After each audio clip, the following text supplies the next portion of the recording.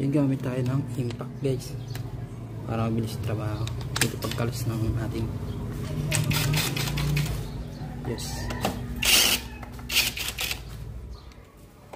Yan, sunod natin ito.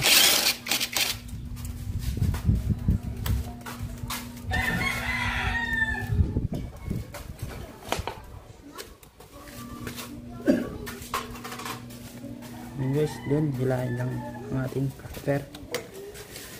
Pag nakalas na natin ang pag-linis guys is